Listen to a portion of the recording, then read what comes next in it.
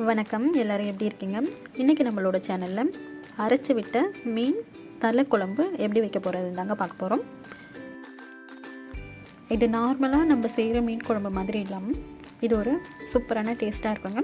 வாங்க அதை எப்படி செய்யலாம்னு பார்க்கலாம். ஃபஸ்ட்டு நம்ம வதக்கிறதுக்கு தேவையான பொருள் எல்லாம் வதக்கி எடுத்துக்கலாம்.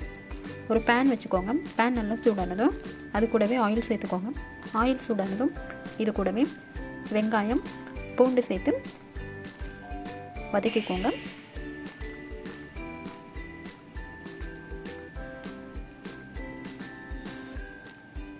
ஒரு 5 நிமிஷம் போல் வதக்கினா போதும்.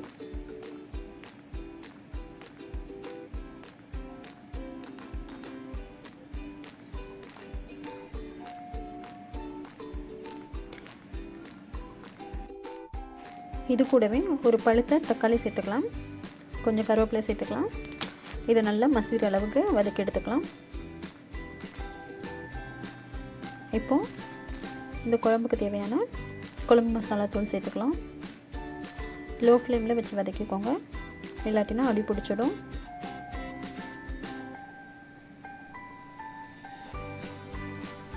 இதை நல்லா கலந்து விட்டுட்டு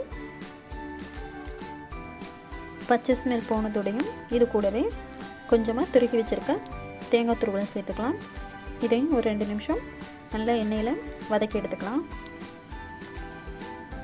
இப்போது இதை நல்லா ஆற வச்சு மிக்ஸி ஜாரில் சேர்த்து நல்லா நைஸாக அரைச்சி எடுத்துக்கோங்க. இப்போது நம்ம குழம்பு தாளிப்பு ரெடி பண்ணலாம். ஒரு சட்டியில் எண்ணெய் சேர்த்துக்கோங்க. எண்ணெய் நல்லா சூடானதும் வெந்தயம், கடுகு, கொஞ்சம் போல் ஜீரகம் சேர்த்து நல்லா பொரிய விடுங்க.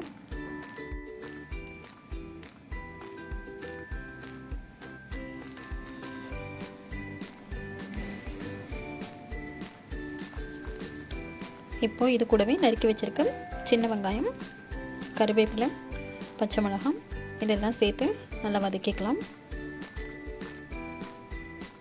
ஒரு 2 நிமிஷம் வதங்கினா போதும்.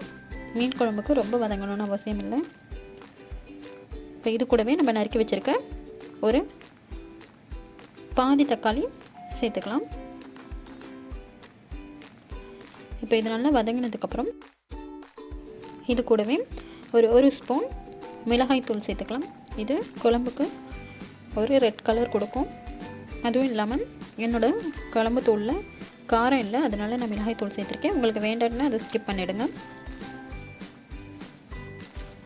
இதை 1 நிமிஷம் நல்லா எண்ணெயில் வதக்கி விடுங்க. அதுக்கப்புறம் நம்ம அரைச்சி வச்சுருக்க விழுது சேர்த்துக்கலாம். இதை ஒரு 2 நிமிஷம் நல்லா எண்ணெய் பிரிஞ்சு வர அளவுக்கு கொதிக்க வச்சுக்கலாம்.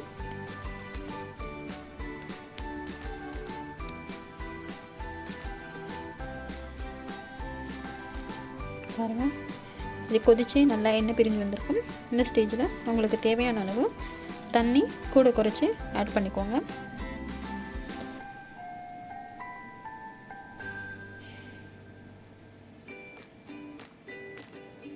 இது ஒரு 2 நிமிஷம் நல்லா கொதிக்க வச்சுக்கோங்க.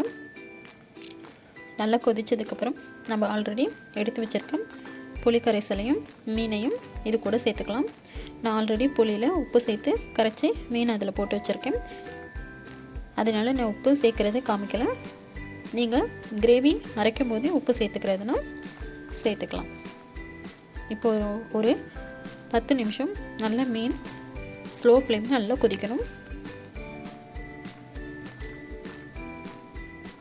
கொதித்ததுக்கப்புறம் எப்படி வந்திருக்குன்னு பார்க்கலாம்.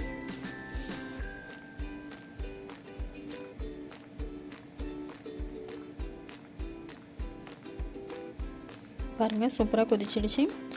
மீனும் சூப்பராக வெந்திருக்கு.